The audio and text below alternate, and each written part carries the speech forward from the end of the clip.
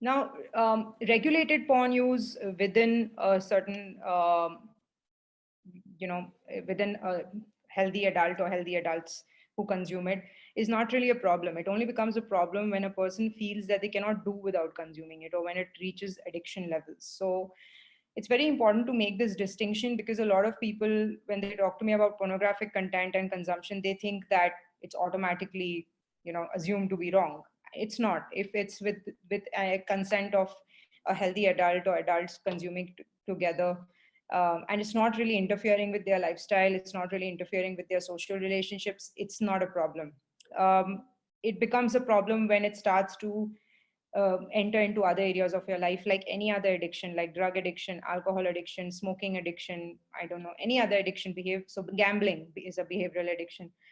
It's okay if you do it with your friends once in a while, you enjoy it, and it's over. But it becomes a problem when you can't really do without it, or when it starts to take over other areas of your life. So it's very important to make that distinction with pornography as well, that not all pornography is bad and not all consumption is bad, as long as you can keep it within a certain amount and a certain control.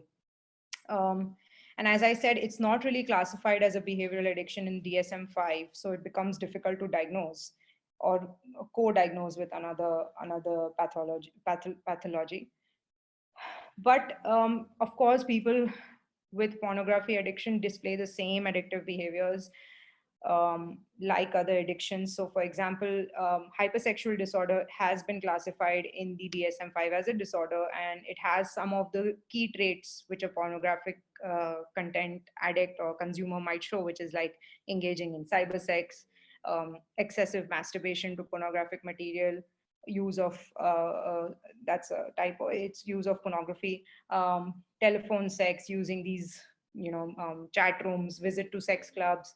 And the prevalence in the population is about 3 to 6%. But because it's such a underdiagnosed and misdiagnosed disorder, there isn't enough data available globally on actually what is the prevalence of hypersexual disorder. But somehow, somewhere, psychologists and psychiatrists seem to think it's about 3 to 6% in the global population. And so that can be the pornographic, the hypersexual disorder as a pornographic. It can also be diagnosed. Um, Pornography addiction can also be diagnosed as hypersexual disorder. That's what I'm trying to say.